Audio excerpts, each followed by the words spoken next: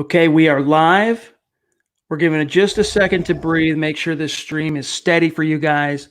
Welcome in, everybody, to the Huddle Up podcast, presented as always by Mile High Huddle, empowered by Overtime Media. I'm your host, Chad Jensen, and with me, as always, my partner in crime.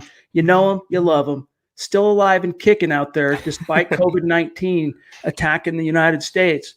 He is Zack Kelberman. Zack, I received the very first message today from a concerned listener. Is there a chance you guys will have to cancel Vegas because the NFL might not let fans and media into the draft? God, this would just be my luck, Chad. I'm finally going out to Vegas, and we're going to meet up with the pod, the listeners, and having a draft party. And there's a global, epidemic, pandemic, whatever right now. I hope it doesn't affect our plans at all. And obviously, there's bigger concerns in the draft right now. There's, people's health at stake. But I don't think I'm being optimistic. A month from now, hopefully, the country is a little more contained, and this is not an issue for us. We're still planning like we're going, which is the most important thing. Yeah, I mean, we have half of it already booked. It's in the books, man. So, I mean, part of I don't want to get on a tangent about COVID-19 and freak everybody out. This is supposed to be your escape from that kind of stuff. But the one thing that gives me hope is that, number one, the NFL, I'm not going to call them greedy, but I guess they are greedy, right? It's all about that mighty dollar. Yep. They're going to resist till the last freaking stand, canceling anything that's going to affect their bottom line. And, that Vegas has been planning on it. I mean, we've had multiple outlets there in the hospitality business, Zach, just reach out to us completely unprompted, trying to book us. I mean, it's a huge thing. So the NFL, they don't want to lose money. And the warmer it gets, the less these type of seasonal, because it is like a seasonal. The flu is the worst in the wintertime, right? Mm-hmm. Fall, wintertime. The warmer it gets, I'm hoping, too, that it'll start to kind of peter out.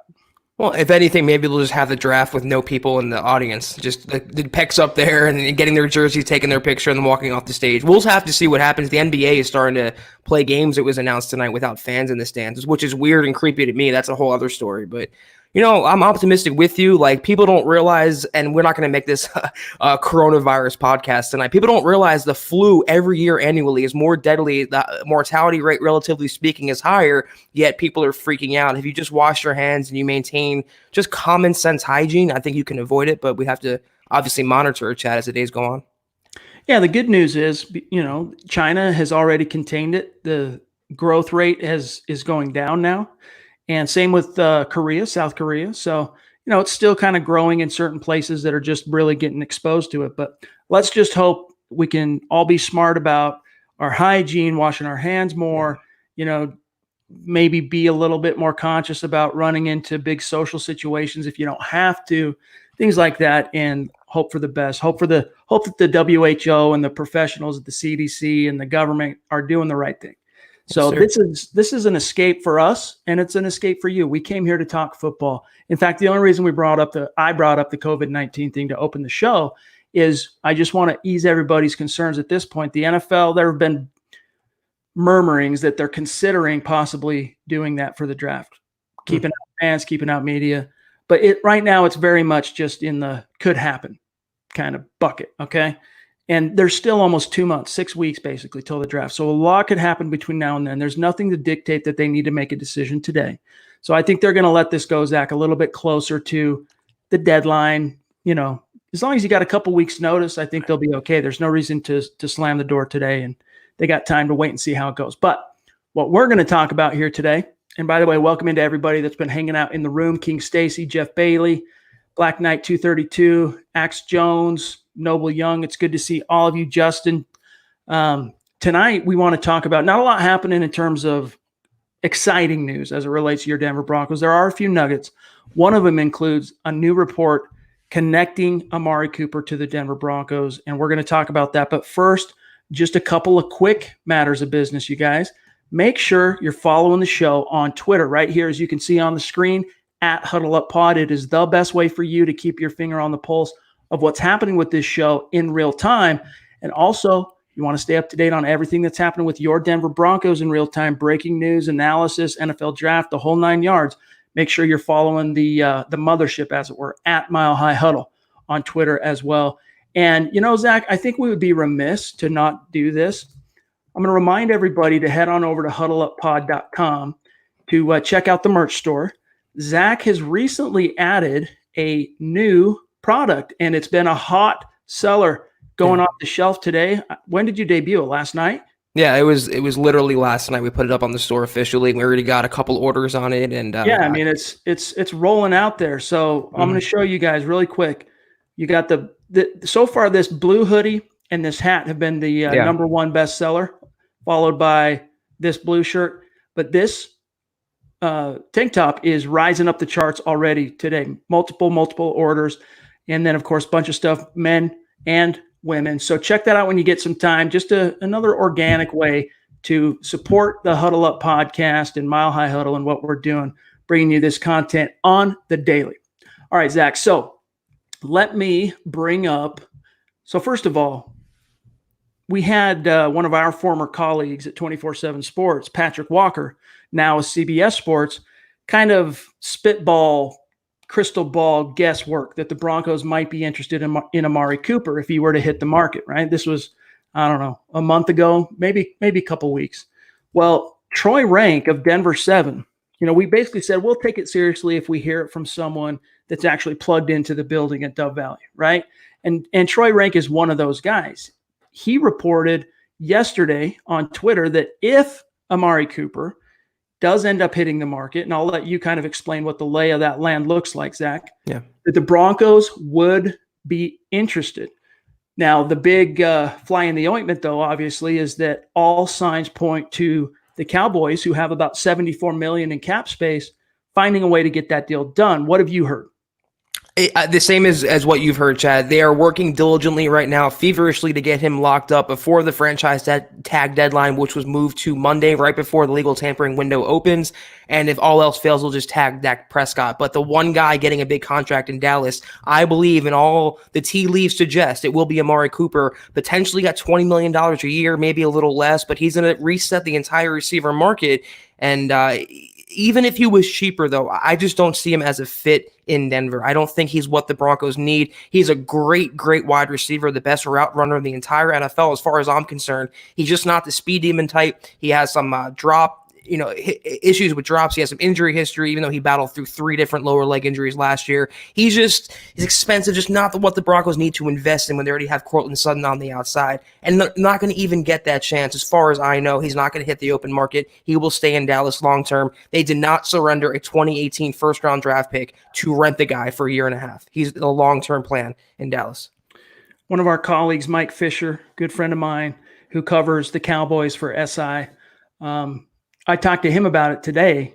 We chit-chatted, and he said he's not going to hit the market. Amari Cooper is not hitting the market. But let's just pretend for a second that he did. Zach, in what world, if you're the Denver Broncos and you're sitting here with $57.5 million in cap space, you're going to be able to bump that number up to 67 and some change once you have a conclusion to or resolution to Joe Flacco. But in what world, even with that number of cap space, considering all the holes on this roster and all the pending free agents, homegrown guys, in what world would it make sense to pay a wide receiver upwards of $20 million per season? To me, as much as I like, and especially in a year in which it's the most stacked wide receiver class, the draftniks are saying, of all time. So to me, it doesn't, I mean, in a perfect world, sure. It would be great to have Amari Cooper. If he wasn't trying to command $20 million a year, I'd be all for it. I just don't see that being feasible and realistic, even if he were to hit the market, which, as we've established, is extremely unlikely to happen. The only world where it would be plausible is if the Broncos did not have Courtland Sutton. They did not have a number 1 receiver, number 2 wide receiver. They did not have anyone at that position, had to fully restock. Then I can see the Broncos ponying up and meeting Amari Cooper's price tag. But having that number 1 guy and needing a true speed complement, more on the Manuel Sanders, Tyreek Hill mode, Henry Ruggs mode, CeeDee Lamb mode, it's not Amari Cooper. Great technician, great hands, just a good football player overall, but not what the Broncos need to invest in. They have other needs, other positions they have to fill, not $20 million a year on Amari Cooper. Black Knight jumping in on Super Chat. Appreciate you, brother. He says, got my tank top ordered. You're the man. We let us know how you like it too. Yeah. Send us a selfie. We want to vault that and give you a shout out, show you some love. Cole Hasty also jumping in Cool. Thank you, with Cole. a $20 donation on Super Chat. Every little bit helps. We're never going to ask you guys to do that, but every little bit helps. You know how much we appreciate that. We love you. We appreciate you. And like I said, we're looking forward to doing some really fun things with the podcast. And hopefully this dadgum COVID-19 bug doesn't ruin one of our biggest plans for this spring. All right, let's grab here. While I'm looking at this, what are you hearing, Zach, on the Byron Jones front? He's going to definitely, we're talking about Amari Cooper might reset the market. Byron Jones will definitely reset the market. He will be the highest defensive back in NFL history, highest paid defensive back at $20 million a year, maybe 19 in that range. He's going to get at least 18 though on an annual basis. Great player. I just don't know if you're approaching franchise quarterback money if you want to make that big an investment in Byron Jones, a guy with no interceptions the last couple seasons. Right. King Stacy jumps in and wants to, his comment, 57.5 million in cap space. I thought we had more than that. Well, you got to remember, AJ Bouye is going to shave off about 13.5 million.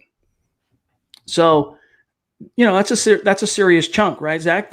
That's going to take out of what the Broncos could spend. But that's 13.5 million that they're not spending on a Byron Jones or a James Bradbury, one of the tier 1 corners that are on the market this year in free agency. As we have talked about, Mile High Huddle's been on this big time since the AJ Bouye trade. They can't be done at the cornerback position. They have to make at least one more addition. Zach, even if in a worst case scenario, that's just getting Devontae Bosby re-signed, which, by the way, the Broncos, according to Bosby, was on Broncos Country tonight. I don't think we've talked about this, but he confirmed that his agent has been in talks with the Broncos. He's confident something's going to happen soon.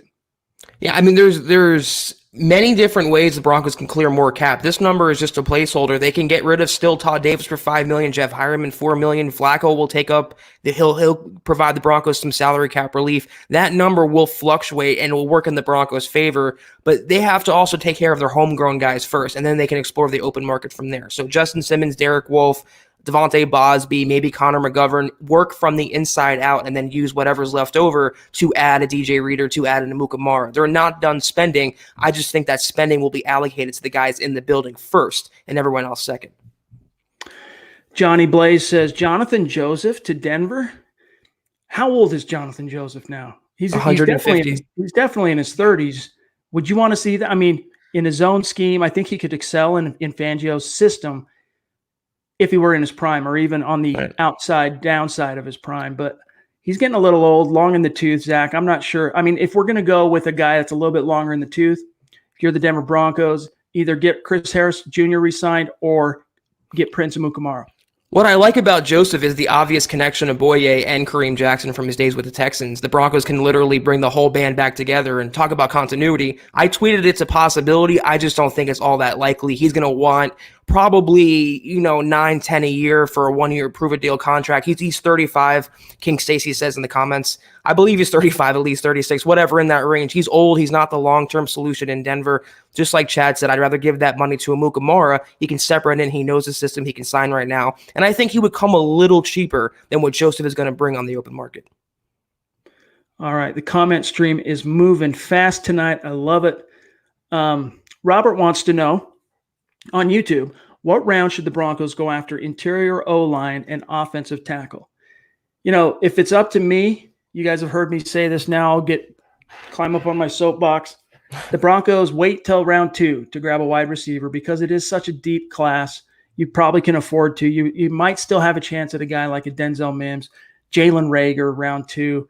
There are going to be plenty of options that are going to be there in round 2 and round 3. I'm okay with the Broncos. Andrew Thomas, if he's there on the board at 15, which it's looking like he's going to be, the Georgia tackle. Tristan Wirfs is probably going to be gone. Becton and Wills are probably going to be gone. But if either of those three are still on the board, grab one of them at 15 is my take. But I don't think that's what's going to happen. Unfortunately, I think the Broncos are going to take a wide receiver, and it's not the worst thing in the world. I mean, I'm not panning it. I'm just saying I would rather get that tackle first and foremost, and then get one of my receivers later. As far as interior O-line, I think that starts to become an option for the Broncos beginning in round 2, depending on what they do in free agency, and a couple of guys to keep an eye on. Eric Trickle had a Finding Broncos scouting report on Lloyd Cushenberry that published today. Go check that out, guys. And then also the center from Michigan, Cesar Ruiz. 2 guys I really like in round 2 if they're there.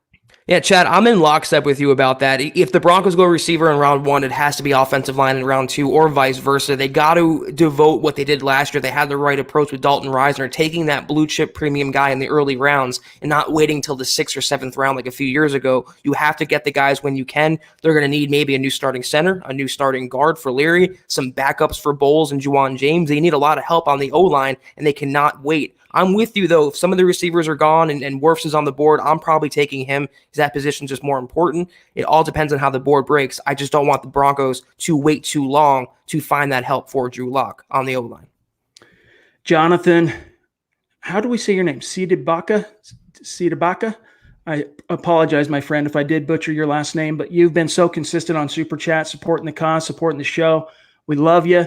Reach out to us, milehighhuddle@gmail.com. See if we can maybe send you a little something as a thank you for your dedication, jumping in with the $10 donation on Super Chat. We love you, buddy. Thank you, Jonathan.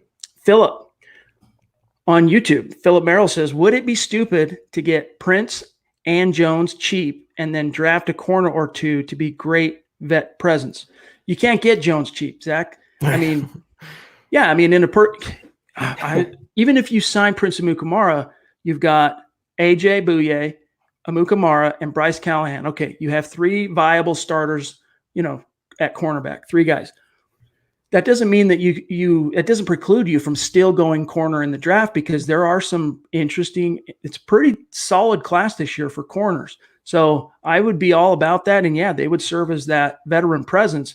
Just kind of stray away from the Isaac Yiadom, Brendan Langley, tall, long, raw, athletic, I mean, Yiadom's not, I shouldn't color him with the same brush of Langley, because the one thing that Yiadom has in spades, in which he does not at all, or Langley, was Yiadom's a leader. He's passionate. He's got football IQ, believe it or not, even though you see the grabbing and you wonder, where's your, presence of mind?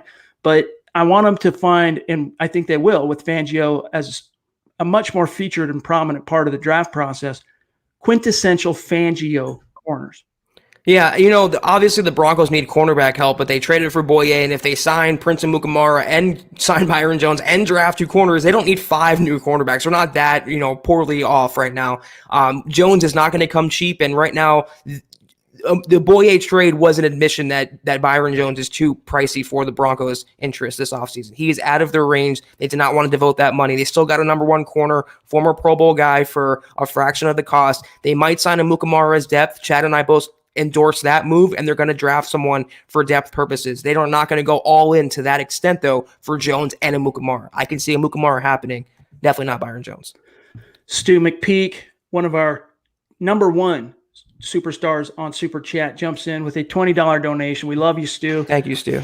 He says, I've been flying everywhere. Use some common sense and you will be fine. Talking about COVID-19. Exactly. A friend of mine recently hopped on an airplane in Indianapolis, back forth. He said that there were still plenty of people flying.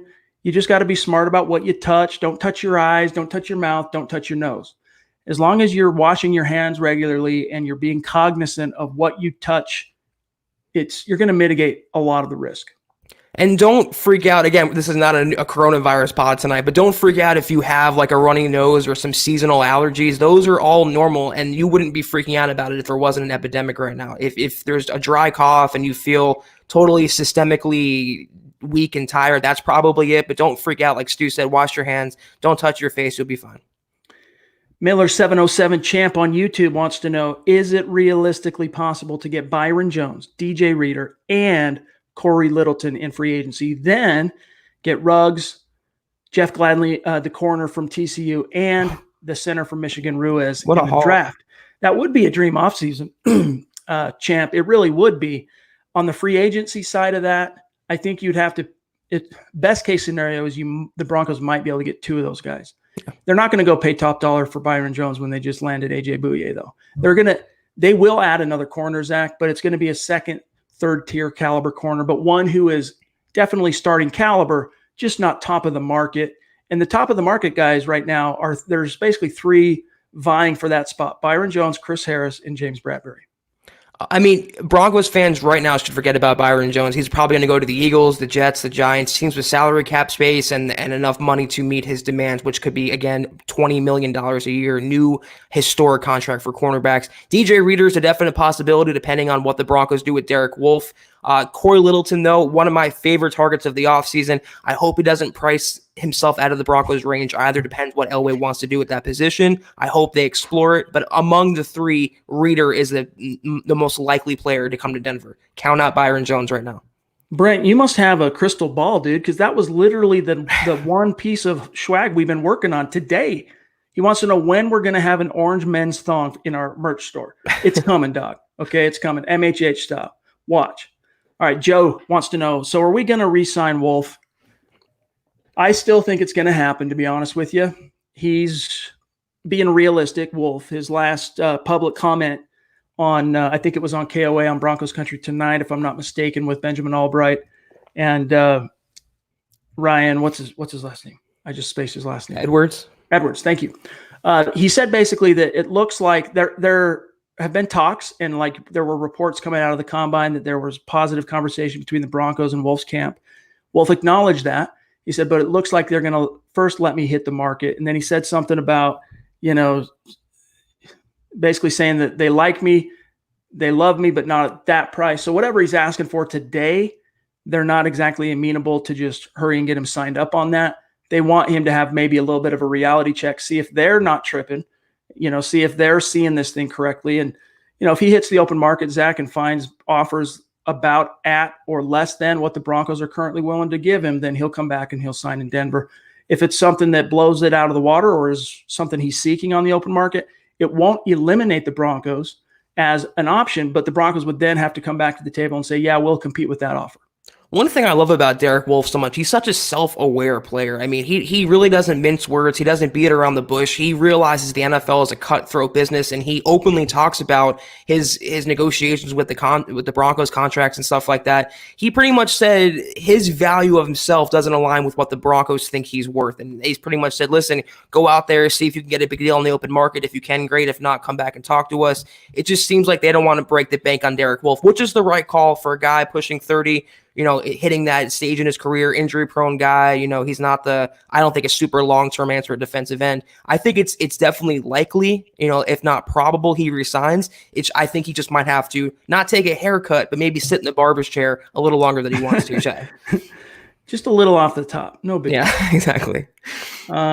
Sleek Tro on YouTube. If Chase Young and Henry Ruggs were both sitting there at pick 15, who would you take? Love the podcast. Appreciate you, Sleek Tro. Thank you. For me, it's a no-brainer. I'm taking Chase Young there. Listen, I like Henry Ruggs, but he wasn't the most productive wide receiver on his own team. Don't get me wrong. Again, I'm not trying to poo-poo him. Explosive, phenomenal athlete. He's going to be a stud in the NFL. But Chase Young could be the next generational pass rusher. That could be the next Von Miller. And even though the Broncos are stacked, you got Von, you got Chubb, you get back to that question of Chase Young being like, well, who do you sit down? Still, faced with those two, if those were my only two options at that pick, I'm going with Chase Young. That's just me. Yeah, I'm with you on that. I think to myself that even the Broncos, they have Von Miller. He's no spring chicken either. They're going to have to look to get his understudy in the building as soon as possible. That's a generational pass rusher, like you mentioned, Chad, and they're infinitely more important than the best wide receivers. I would take Chase Young in that situation, and considering the Broncos are going to have to maybe replace two starting defensive ends in Derek Wolfe and Adam Gotsis. They need the depth, they need a starter. Chase Young would fit both those roles very well. Dustin jumps in on Facebook. He says, hey, what's up, guys? If Detroit were to take Isaiah Simmons and Jeffrey Okudah begins to fall, could you see Denver trading up to get him? I could see that, but only if he starts to approach pick 10 and kind of that window. Yeah. I think John Elway starts picking up the phone and checking to see what the cost is, but I'd love to. I mean, he would be a great corner in Fangio's scheme.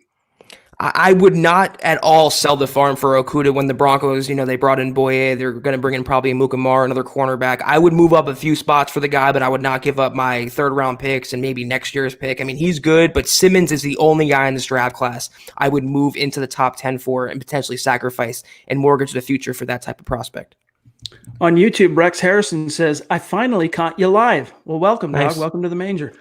I'm very curious as to why people are saying DeMarcus Walker needs more work. He's been a stud when given a chance. I would love to hear an explanation. Rex, the problem with DeMarcus Walker is that he's way too inconsistent as a run defender. That's the aspect of his actual physical game that he needs to work on. But what he brings to the table already in spades is that you can't teach knack for being around the ball and making plays. And as a pass rusher, he showed last year, even as a rotational guy, he brings something to the table.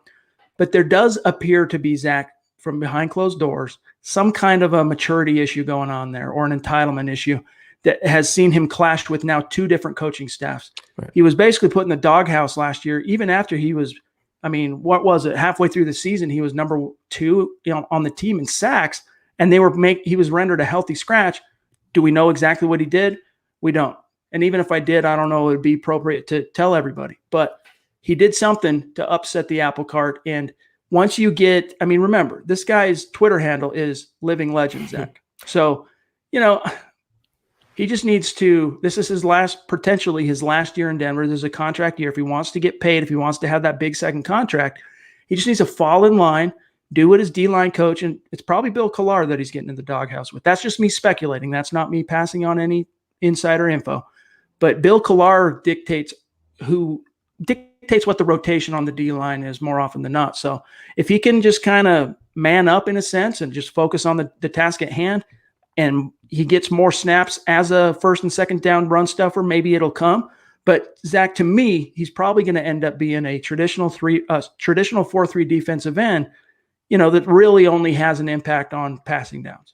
Yeah, that was the point I was going to make, is that the common denominator is DeMarcus Walker and probably Bill Collar. That's a great observation, Chad. He's rubbed 2 staffs the wrong way now. He's it's not just a coincidence. He's doing something behind closed doors that's just not flying in the eyes of the coaches. And Vic Fangio is way more no BS than Vance Joseph ever was. So if he's not going to work with Vance Joseph, it's not going to cut it with Fangio either. I've been a huge fan of DeMarcus Walker. I've constantly talked. Yeah, we're championing him more than most other people are in the media or fans or anyone else. We think he has all the potential in the world as a pass rusher. He's always around the football making plays. He just doesn't seem to have that mental makeup, a lot like Garrett Bowles, to be consistent week in and week out and land on the right side of the coaching staff and stay in their good favor. Hopefully it happens this year, and he'll have an opportunity with Gotsis and potentially Wolf and potentially Shelby Harris all leaving.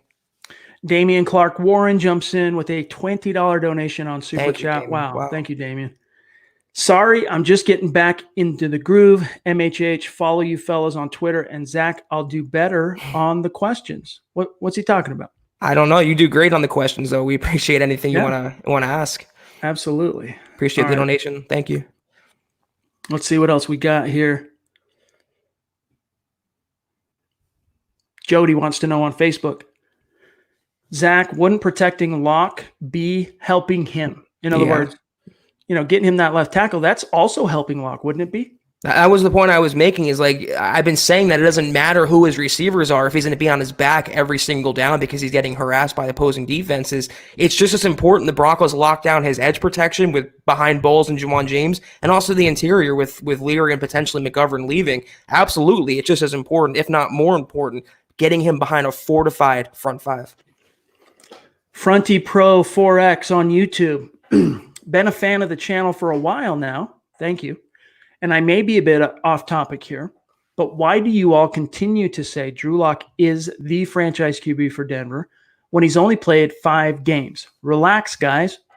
Well, Fronty, I don't know how long you've been listening to the podcast, watching the channel, whatever on YouTube, but Locke is a guy that we've been talking about as possessing franchise tools since before the draft, before he landed in Denver. We were on that train. And what makes me, neither one of us have said on this podcast that, Drew Lock's the guy for the next 10 years, like guaranteed stud. It's locked in. He's the man. What we are saying is that he is, in those 5 games, right? The 5-game sample size, he has shown the type of steps forward that of a franchise quarterback that he can grow into that. At worst, he deserves all of 2020 to be the guy. Those 5 games that I saw, I think he deserves the unless, barring some kind of unforeseen, just crazy left field collapse, Zach, he should be given the reins for the remainder of his rookie contract and see if he really can grow into becoming one of the best young quarterbacks in the league. Every time we make a statement or declaration on Drew Lock, we preface it by saying he's the franchise quarterback for 2020. He has earned that right for this season. Beyond that, I'm not ready to say he should be in Canton. I'm not ready to say he should be the quarterback the next decade. He's going to be the next Peyton Manning. He is the guy for 2020. He earned that with his play last year. And it's amazing how Broncos fans always pine for a franchise quarterback and complaining for one. And now that you guys have one, you're quick to, invalidate what he did on the field, his 4-1 record, his performance. He really has franchise caliber tools. And it's not just Chad and I saying that. He's shown that on the field, off the field, with his personality, with his arm talent. He is the guy for 2020. And if he flops, Chad and I will be the first ones to eat crow on him. I just don't think it's going to happen. I think he's only going to get better and be that franchise guy for the long term. And Fronty, give the guy his due. The kid balled out in 5 games down the stretch, 4-1. Even AJ Bouye said that one of the reasons he was amenable to coming to Denver is because he'd been paying attention to what was going on with Drew Lock, and he likes the way this team is headed, the direction they're headed. It's already having and could have an even bigger effect in free agency, but the Broncos are going to be able to utilize that like you should be able to with the franchise quarterback as a recruiting tool. So keep your chin up, stay positive, stay optimistic. We assume you're watching this channel because you are a Broncos fan. I would try and find the glass half full instead of half empty with Drew Lock. And don't tempt fate. Jake Gerard jumps in on Super Chat, $5 donation. Thank you, Jake. That means a ton, brother. He says, draft offensive line in the first round. Ruggs will be a bust like John Ross, which is something I've heard a time or two. I don't see that happening. Same. He brings a lot more to the table than just straight line speed, Zach. I'm fully with you on that. Yeah, he's not just a burner type. He's not just a 9 route runner. He can run really fast in a straight line. He has huge hands. He can run almost the complete route tree, which will expand in the NFL. The guy is going to be a great receiver. Not yet ready to say all-pro guy or perennial Pro Bowler, but a really good player, and he would be a day one starter in Denver. Buonabe says, Tyler Columbus of 104.3 The Fan said he thinks the Broncos should draft Jalen Hurts on day 2. Of course he does. Yeah, Tyler Columbus, all due respect to him, he's a great guy. I think he's done really well with DMAC on 104.3 The Fans, the drives, trying to kind of replace Big Al long-term and recapture some magic for that show. Nothing but respect for Tyler Columbus. If Jalen Hurts is there on day 3, maybe, but I'm not a huge fan of that. He still has quite a bit of developing left to do as a quarterback. Taking him on day 2, that's a little rich for me. What would that signal to Drew Lock as well? We're taking a quarterback that high in the draft after anointing you pretty much the guy for 2020. You don't want to mess with his confidence on the field or off the field. The Broncos, we've been saying it ad nauseum every podcast, Chad and I, they have to hammer home the fact he is the starting quarterback, and through the media with their personnel moves, how they construct the roster, he needs to be far and away protected and almost mothballed or, in some protective sheath as the guy. No distractions, no high-priced backups, no high-profile backups, just Drew Lock as the QB1. Steven jumps in on Twitter saying, longtime listener on YouTube, keep up the great work. Look forward to watching you guys when you go on. Appreciate you, buddy. Thank you. All right, let's see what else we've got here. Bear with me here, guys. Yeah, one thing I want to remind everybody, there's a lot of misinformation about COVID-19 floating around. It is the internet. It is the age of fake news. It is the age of viral memes that aren't always true. So just be careful where you're getting your news from. Here we go. James Dean, Super Chat Superstar. Nice. Thank you, James. Appreciate you, James, jumping in, $5 donation. He says, hey, guys, just wanted to show y'all some love. We'll soon be moving again, probably North Carolina. Let's go out and get Schobert. And the thong comment was my idea. Sure you want to die on that hill, James? What are your thoughts on the Broncos? We've talked about it quite a bit, but what are your thoughts on Joe Schobert, the Broncos rolling out the red carpet? They just cut Christian Kirksey, right? Which he could be an option. And I've heard some people spitball the notion that they cut him because they're fixing to pay Joe Schobert, which I think if they were going to pay Joe Schobert, that would have already happened, to be honest with you. So I think he's going to hit the market. Do you want the Broncos to go roll out that red carpet? I mean, the only thing with the Browns, though, is they changed GMs, and I guess the new regime needed time to kind of go over the roster, and they actually determined that they're going to start negotiations with Schobert. I actually lean in the direction that he's going to resign with Cleveland, but I would not be surprised either if they let him hit the open market. I don't want Christian Kirksey. He's not what the Broncos need. He's more of a thumper, and they need a true three-down guy like Schobert. Again, though, the same thing with Corey Littleton. I don't think they're going to devote that much money, upward to $10 million a year for an inside linebacker when they showed last year they can make chicken salad out of chicken, what, with Alexander Johnson. They have Todd Davis under contract still. If they were going to make a splash, I would say, Chad, they would have moved on from Davis instead of picking up his option. Not why carry that on the roster another $5 million when you have to pay Schobert maybe 10 a year. So good player. I just don't think he's an option for Denver in the realistic sense. Jacob says, I want an MHH hat, but no flat bill. Right now, the only hat that's on the merch store is the exact flat bill hat that Zach's got on right now. But, Jacob, there's going to be more hats that are put on. I almost put one on the other day, but that was kind of like a dad hat. I know. But it's more like a curved, probably a little bit more like this one. A baseball cap. Yeah, more like a baseball kind of dad cap, whatever. It's they're coming. They'll be on here very, very soon. Trust. Hunter Wertan, one of our superstars, jumps in on Super Chat with a $10 donation. He says, missed a few days, busy with work. The corona won't stop you savages. Not much to say, just that Denver shouldn't pursue Robbie Anderson. He's overrated. Yeah, I mean, we seriously... Zach, have we canceled the podcast since we've partnered up? Have we canceled the podcast because one of us have been under the weather? I think every time we've gutted through it. Yeah, both of us. So I don't think so. Yeah, I remember maybe we were considering it once. We were talking about it. I think we even still recorded that. It might have been before we did Super Chat though. They weren't live podcasts at the time. It might have been before live and all that. But Robbie Anderson, I'm with you. I think that he's very overrated. Straight line speed.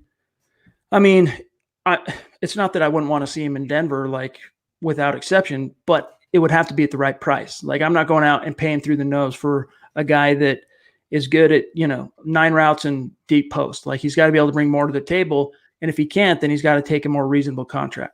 The ironic thing is Robbie Anderson is more the type of player that fans are worried Henry Ruggs is going to be. He is literally just a speed guy. He can run in a straight line, and he's going to probably get 9, 10, $11 million a year, and he's injury prone. I do not want him in the least. I do not want the Broncos making that investment, him not playing games at all like Juwan James last year. So no Robbie Anderson, no veteran, really free agent wide receivers. Take care of that need through the draft. All right, here's an interesting one. Zach, I'll do offense, you do defense. Paul says on YouTube, what would your dream lineup be for the Broncos week 1? What would be the most real? Well, there's only one let's do the dream lineup. Zach, you want offense or defense? I kind of want offense. Okay, you do offense. All right, I'm going to go God, it's so tough because I'm so conflicted in round one. I'm going to go, obviously, Drew Lock at quarterback, Phillip Lindsay at running back, Janovich at fullback. Wide receiver, obviously, Sutton. And I'm not going to go every wide receiver. Wide receiver 2, just a starting lineup. I'm going to say Rager. And I'm going to say at tackle, I'm going to say Wirfs for Bowles. He'll be a backup this year. And then I'm going to say, oh, my God, Reisner. I think they bring back McGovern. Guard, I don't, probably someone in the draft I can't think Remember, of right now. It's a dream. It's a dream. I don't know. There's no, free agent guards I'm crazy about. I really can't think of anyone. And right tackle, obviously, Juwan James. Okay. I'll say Derek Wolfe as one of the defensive ends. I'm going to go inside out on the defense. This is the dream lineup per Chad Jensen. Derek Wolfe, DJ Reader, nose tackle. Mm-hmm. Eric Armstead, the other defensive end. Vaughn Chubb as your edge. I'm going to say Alexander Johnson, Joe Schobert over Littleton for me. Joe Schobert, 2 linebackers. Then I'm going to go Bouye, stick with Callahan, hope for the best at the corner or at nickel. And then I'll say Prince Amukamara. And then you got Justin Simmons back and you got Kareem Jackson. I think that would be phenomenal. Both sides of the ball. Justin says, sup guys, glad to have made it to the live show. If the Broncos pick up Cooper in free agency, which I'm on the fence about, who do you think they go after in the draft? Well, if you're paying $20 million for a wide receiver, you got wide receiver 1 lockdown, wide receiver 2 lockdown. Who you go after in the draft, you're no longer really looking for that wide receiver in round 1. That's almost guaranteed, Zach. So I think that would dictate they go with a blue chip player at a different position, probably offensive line or corner. Yeah, they have bigger fish to fry. And I want to just add one more name that someone threw out. I can't find it right now. Elway has gone throughout Joe Tooney from New England for guard. That's the guy. That's my dream lineup right there. So I appreciate That's the right guard. Yeah, there's my assist. All right, Dylan, we're trying to get as many non-super chat questions in here. Keep it balanced on the show. Dylan says, "Hey guys, amazing job every cast. Appreciate you, Dylan. I just need to know what is the most important position we need to address right now. We have so many holes, but what's your decision if you're Elway?" Well, at this stage for me, Zach, my biggest concern was corner. It's a little bit lessened. I think right now the biggest OSHIT situation for this team is defensive line in terms of no one is under contract that started a game last year. Yeah. So for me, it's defensive line. Now, if you're looking at long-term, because you do have some guys coming up in terms of, we talked about DeMarcus Walker earlier, Draymond Jones is going to continue to develop. So you do have some long-term guys that are going to grow into that position. But offensive line and wide receiver goes in that order for me. For me, it's offensive line. I mean, that's where it all starts in the trenches. That's how you protect your franchise quarterback. And you might lose your center. You might, you lost your right guard. You have your starting tackles are, Garrett Bowles and Juwan James. Not a great situation. Not any top level developmental guys behind them. So to me, offensive line, then wide receiver, anything having to do with Drew Lock is the biggest priority for me this offseason. He is the number one most important factor on the Broncos right now. Chase Wellner jumps in on Super Chat. Appreciate you, bro. Thank you. He says, "I think we robbed Pittsburgh in that trade up last year." Absolutely. I mean, you think about it. Not only did the Broncos still get a blue chipper in Noah Fant in the first round. I mean, that was a guy they were considering at 10. But you got a third round pick that you parlayed to move up and grab Drew Lock. And then you got a third round pick this year. I mean, John Elway made out like a bandit in that trade. It doesn't even matter to me. He's going to be a good player. It doesn't matter to me how Fant turns out, but the Broncos got Drew Lock and Dalton Reisner from that trade pretty much, and that's the most important thing. Franchise left guard, franchise quarterback. That is a hell of a haul and a hell of a trade by John Elway. All right, guys. Paul, we grabbed your question. I hope you're happy, buddy. Let's see what else. We're running a little bit long here. We're starting to wind it down. So let me get to our awesome Super Chat superstars who have been waiting patiently. Edward, speaking of a superstar, working his way up the Mount Rushmore at Huddle Up Podcast, jumps in on Super Chat, $10 donation. Thank you, Edward. He says, "I keep seeing the Broncos are letting Wolf test free agency. Do you think we'll re-sign him?" Yeah, dude, I do. I think he ends up coming back to Denver. He is going to test free agency. Like, that is going to happen. But I do think he's going to find a slightly cooler market than what his current demands for the Broncos are, which will bring him back to the table, and the Broncos will get him locked up. 3-year deal. He'll stick around another couple of years is my crystal ball bet. A highly incentivized deal as well to protect the Broncos from his injury history and anything like that, underperforming entering this stage of his career. I think it's about a 70% chance he resigns with the Broncos. Terry Randall, proving as always that Broncos country is not a geographic location. It is a state of being. Up in Canada, $5 donation on Super Chat. Appreciate you, bro. A few big dollar free agents or multiple second or third tier. Your thoughts? Well, the Broncos have the cap space to have their cake and eat it too. I mean, they don't have – once they make their decision on Joe Flacco, you're talking about $67 million in cap space, which is more than double what they had in 2014 with that phenomenal free agent class that came in and helped them win a Super Bowl a year later. So I think that, Terry, in terms of this particular situation, you can grab one or two more big dollar free agents and then just stack the shelf with second, third tier guys. And even the biggest free agents, because we're not including Byron Jones in this, the DJ Readers and maybe Joe Thuney, maybe those types, they won't crush the Broncos salary cap, and they still will have money left over to pay the Simmons and pay the Derek Wolfs of the world and pay the McGoverns. They can really have it all this year. Like Chad mentioned, they finally have the capital and they finally have the draft picks as well. I mean, they're really going to reload this offseason and attack the 2020 season with a whole updated lineup. Buana says, hypothetically, if we could trade Noah Fant for the Jets pick at 11, would you do it? I wouldn't, because you already went through the trial by fire. You went through the worst part with Noah Fant, which is the rookie year. He's got that under his belt now, and you want to take a unsure thing. Not to say necessarily that Fant's a sure thing at this point, but you don't know what's going to be there at 11. You don't know how that player, whoever you end up getting, is going to pan out. Whereas it's looking like Fant is going to be within a 2 or 3 year window from today. He's going to be a top 5 tight end in this league. He could turn the corner this year, like you saw from Cortland. I wouldn't do it, Zach. And plus, who's going to replace him? They don't have the guy on the roster that can step in. There's no, I think, slam dunk future Pro Bowl tight ends in this draft class. So you're opening up another hole on offense, and you're just hurting Drew Lock more. It's a lateral move, if not a step back. I would not trade Noah Fant. I would hang in with him for the reasons you just mentioned. He's not even scratching the surface of his potential yet. He's only going to get better as the years go on, and he can be the Broncos version of Rob Gronkowski. I've been saying it for a year now. Just keep in mind, Buona Beast, 1 in the hand is worth 2 in the bush. That's right. When you've found a proven bona fide blue chipper and it's already come out in the wash, you just don't look that gift horse in the mouth. JFig Vids jumps in on Super Chat with the $10 donation. Thank you so much. Nice to see you. Thank you, JFig. He says, really love y'all. Y'all get me excited for football. I think Elway is making the right moves. Would love to draft D-line or offensive line at pick 15. Yeah, I mean, your Javon Kinlaw of the world, he could be there. I don't think Derek Brown will be there. But Javon Kinlaw is a good chance he'll be there. You can't guarantee anything. But that, again, I would be more down for the Denver Broncos to end up with a Javon Kinlaw, even an Andrew Thomas, even a Jeff Gladney, than Henry Ruggs at pick 15. I mean, crucify me, but it's a deep wide receiver class. So get the guys that you can't get later on when you can at pick 15. Yeah, I can't be a hypocrite. If I'm staring at Tristan Wirfs at 15, if he's on the board, I'm thinking really, really long and hard about taking him over the Ruggs and the Judys of the world. It's just a more important position, and I'm with you. It all starts in the trenches. The Broncos have major glaring needs for both starters and depth on both lines, both offensive and defensive, so they need to attack that in the draft big time. Ron W. jumps in on Super Chat, one of our superstars. Yes. We still haven't seen your shirt, dude. You haven't sent us the selfie yet, dog. What's up?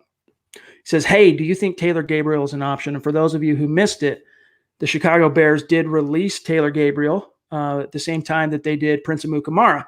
So I think, yes, he's definitely someone that's going to be on the radar as a second wave free agent for the Broncos. Brings speed to the table. You can use him in some gadget type of plays. What do you think, Zach? I feel like, one hand, if the Broncos wanted him because he can sign right now, they would have signed him already. I mean, they have the Fangio connection, and I'm not big on signing any receivers, veterans on the open market. I'd rather the Broncos attack that through the draft.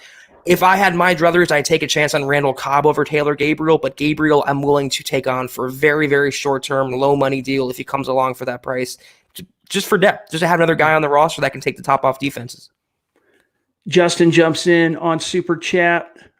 Finally ordered my hoodie and hat. Super freaking stoked. Can't wait to get it. Also, who is an underrated free agent we should get? I saw that today, Justin. By the way, thank you for your support on the merch store. Thanks for chipping in on Super Chat. We appreciate you, brother. It means the world to us. Underrated free agent. I've talked about him before, but again, I don't necessarily want the Broncos to go out, as Mike Kliss reported a couple weeks back, and pay a starter type running back. But DeAndre Washington is a pass catching running back that you could probably pay $1 or $2 million a year on a short term deal to come in and provide not only that third down ability, but enough wiggle and enough explosion you can use in between the tackles and complement Phillip Lindsay. Phillip Lindsay needs to get paid though.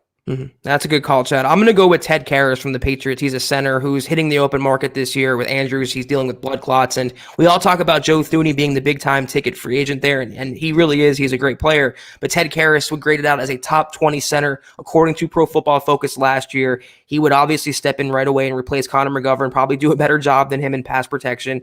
Just a guy I'd be interested in signing, though. I think, like every other offensive lineman, Chad, he's going to get paid by someone, a needy team. Discount Audio and Wills, DA Dub jumps in on Super Chat, one of our superstars, so consistent. We appreciate you, DA Dub. No way on Melvin Gordon. Pass, not worth the money. Plus, why upset Phillip Lindsay? Roll with Lindsay and Royce Freeman and a cheap vet, maybe, or an undrafted guy. Preach it. Exactly. You're preaching to the choir, my friend. I just keep wondering why all these reports on running backs. I'm actually working on a story right now.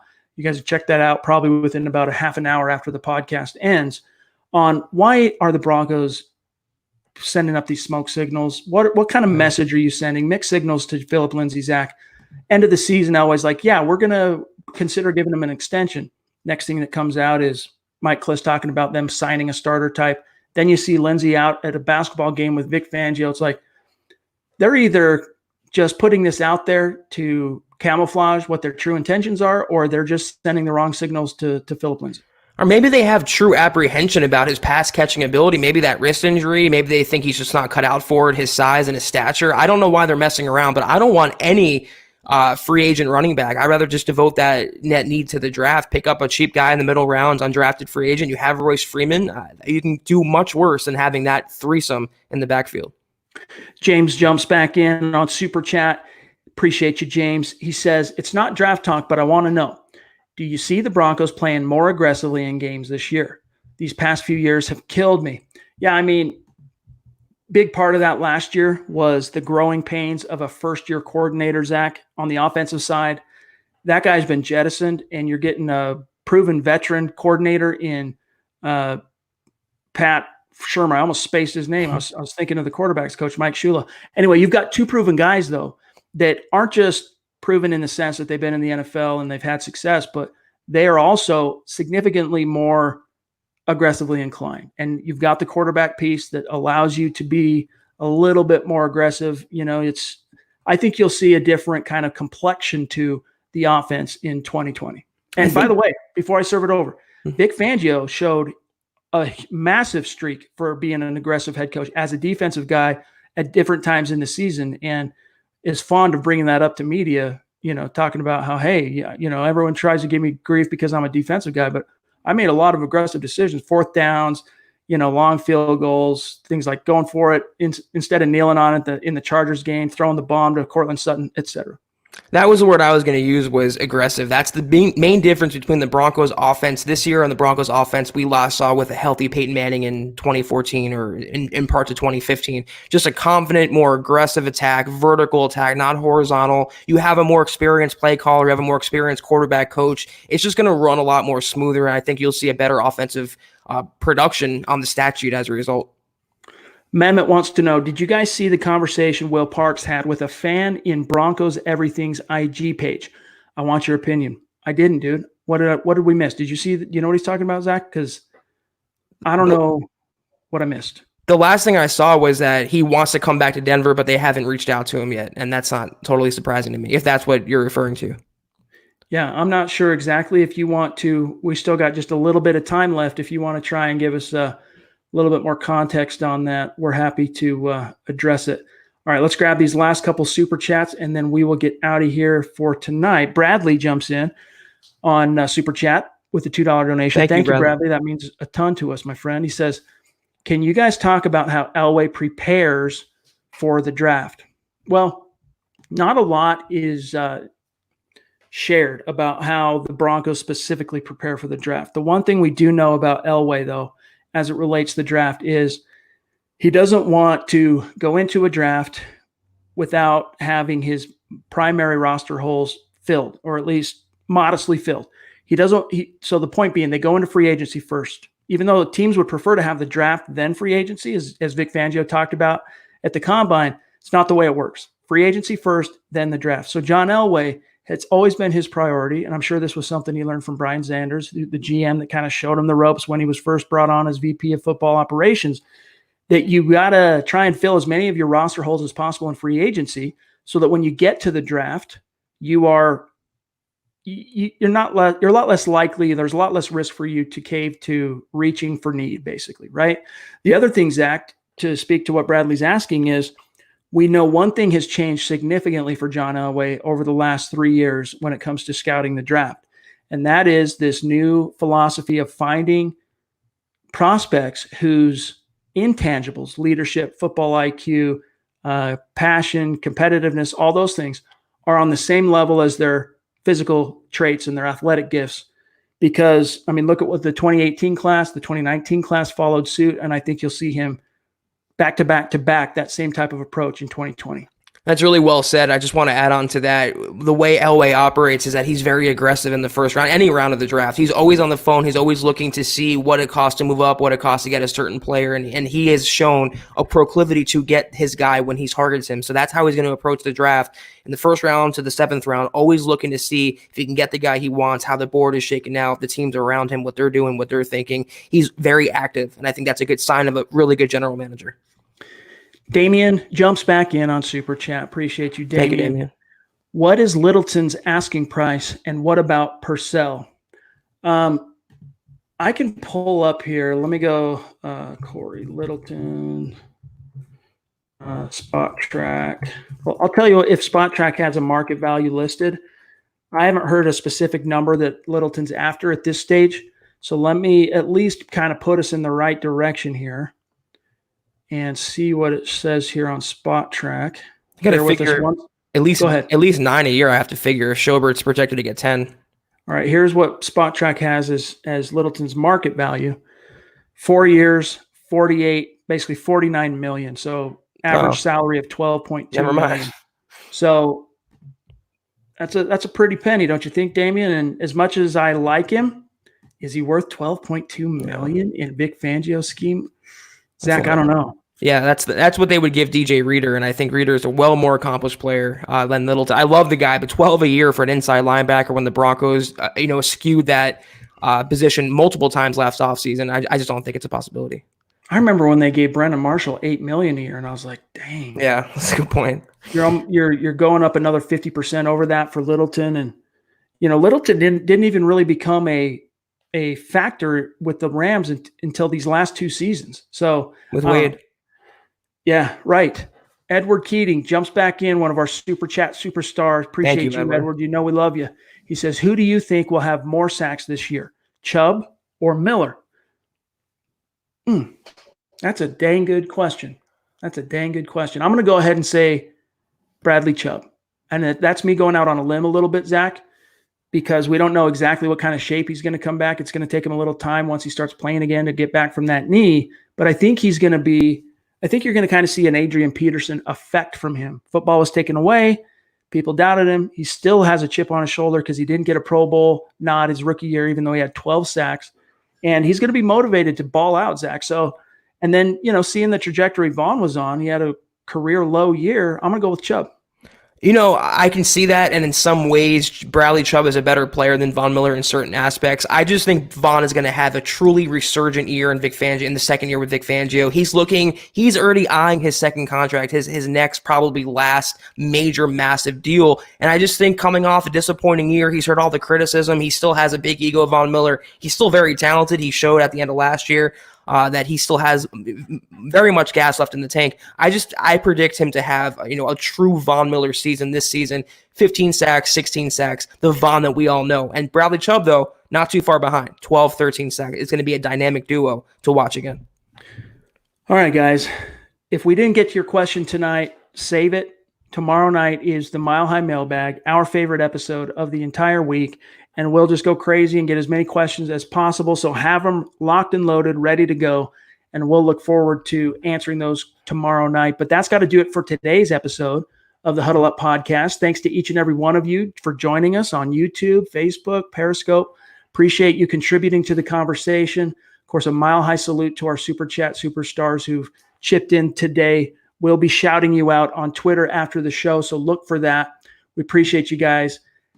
Make sure you're following the show on Twitter, though, at Huddle Up Pod. Simply the best way to stay in touch with the show, what's happening with the show in real time, and also at Mile High Huddle. And then don't forget to follow my partner, Zack Kelberman, at Kelberman NFL, myself, at Chad and Jensen. Check out the merch store, huddleuppod.com. Holler. And Zach, have a good rest of your night, and we'll talk again tomorrow night. You as well, Chad. Pumped as always for the mailbag tomorrow night. See you guys then. Let's hope the NFL makes no drastic changes to what they have planned for the NFL draft. Yes. Oh, Christy jumps in right as we're about to get out of here. We're Super Chat superstar. Speaking of, we love you, Christy. We appreciate you. We're just signing off, so hopefully you'll be on tomorrow and we can get some comments and questions and get you engaged in the conversation. But thank you for chipping in at the end there. We have the best listeners in the world, dude. The best by far and away. We love you guys. For Zack Kelberman, I'm Chad Jensen. We'll talk to you tomorrow night, 6:15 Mountain, 8:15 Eastern.